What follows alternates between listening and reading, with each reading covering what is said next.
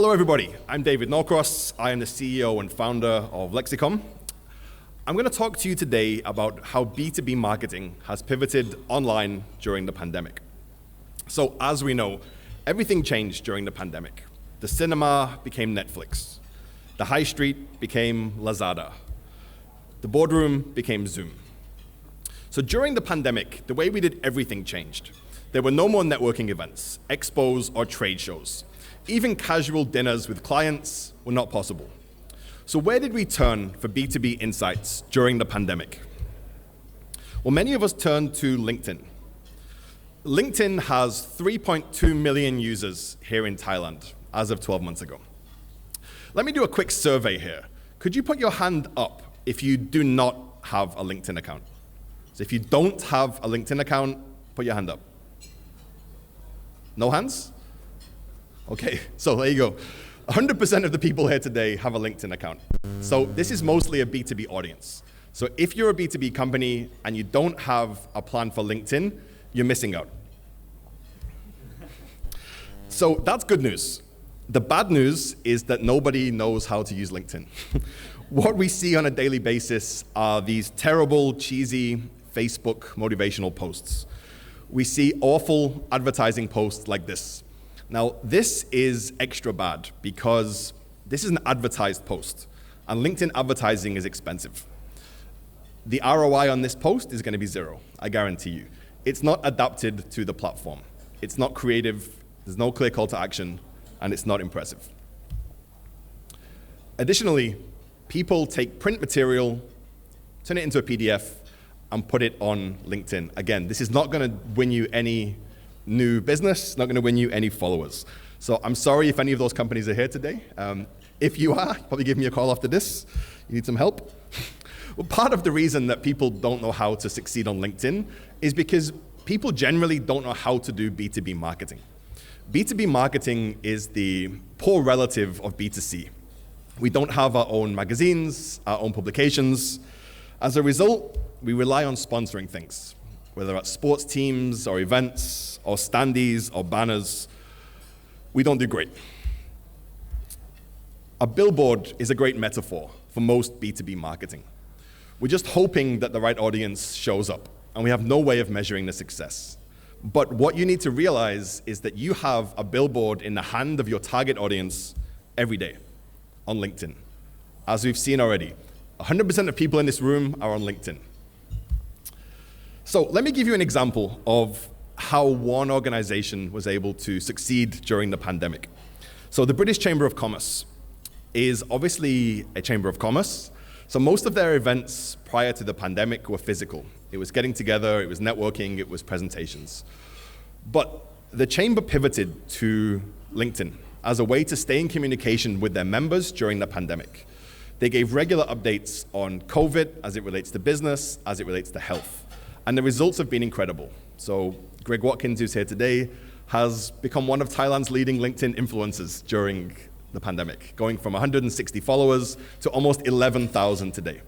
And the Chamber's business page also grew by 150% in the same period. Now, the key word in all of this is to be a guide, but I'll come back to that. Another key lesson is look at the numbers. The personal page grew much more quickly than the business page. I'll explain why that is in a moment. So, what does it mean to be a guide? So, we need to understand who we're talking to. One benefit of COVID is that every single client has the same pain point. All of them want to know, how can they survive COVID? So it's been very easy for marketing companies to come up with campaigns. As we move away from COVID, you need better insight into your target audience, so you can speak to them and take them on a journey with you. So this is the key slide for today. If you remember nothing else from today, remember this slide. When you're marketing to a B2B audience, you are not the hero of your story. Your business is not the hero of your story. You need to make your customer the hero. Now, this is good news for you, as it positions you as the guide. It's much better to be the guide. The genie takes Aladdin on his journey. Gandalf takes Frodo on his journey. The guide is wise, experienced, authoritative, and has done it all before. That's how you need to position yourself with your marketing. And all being a guide means is putting your customer first. You're being customer-centric in your messaging. If you can understand truly the demographics of your audience and their pain points, you can create content that helps them on a daily basis and put the customer first. So being a guide is essentially basic marketing best practice. Build a buyer persona, engage them with interesting content. How LinkedIn changes the game is that on a daily basis, you can be guiding, helping, and showing your customers how their lives could be better if they go on a journey with you. Now, one of the key things about LinkedIn that makes it unique is the ability to connect to any audience for free. You don't need to do advertising, but if you understand your target audience and you understand their demographics, you can connect to every single person that meets your perfect buyer persona. So if your target audience is CFOs in the pharmaceutical industry in the Eastern Seaboard, connect to all of them. On a daily basis, help them, guide them, and lead them to become your clients. All you need to do is add 10 connections every day, and by the end of 1 year, you'll have 4,000 new connections. So you're missing out on a big opportunity if you're not doing that. So you do need a strategy. It's not just about posting any type of content. You need to have a plan. You need to have content pillars. You need to have some key themes that you return to again and again. Content pillars can be displayed through white papers, thought leadership articles, and podcasts. And by investing the time in a piece of content like that you research, you can turn it into up to 50 smaller pieces of content. For example, here's an article that I wrote. So I wrote the article, it ranks first on Google, I made a video about it, we made quote images, infographics, we did outreach to chambers of commerce, and it's also forming the foundation for today's presentation. So by putting the research in, you can get a lot of value out of your content. So what kind of content should you be creating? That's a key question. Now, a key concept for LinkedIn is the concept of dwell time. Now, dwell time is a key metric for how your content appears in the newsfeed. Most people don't click like or comment on LinkedIn. Most people are shy. But there's 90% of people who are actually seeing your content, observing it, but not engaging. Now, dwell time was brought in to try to calculate what those people are doing. So as a result, dwell time is most effective with video content. Video content means more time on your content, more time on your page. Thus, greater reach, greater people seeing your content. So before I wrap up, I'm going to give you a few examples of companies that do well with their guide content. So actually, all the companies here today on stage with me do a great job. So Grant Thornton has positioned itself as a guide during the COVID-19 process. They provided regular updates on how businesses are impacted by COVID. They've done this in a creative and original way. Now, often B2B companies are scared of creativity. They're scared of humor. But when you're doing B2B marketing, you're just talking to people. They want to be engaged, they want to be entertained. So don't be afraid to be creative.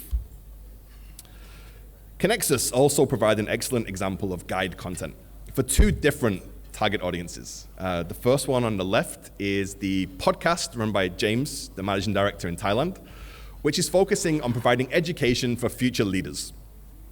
The second is the Value Chain News podcast, which provides regular updates on the impact of the value chain on the global supply chain.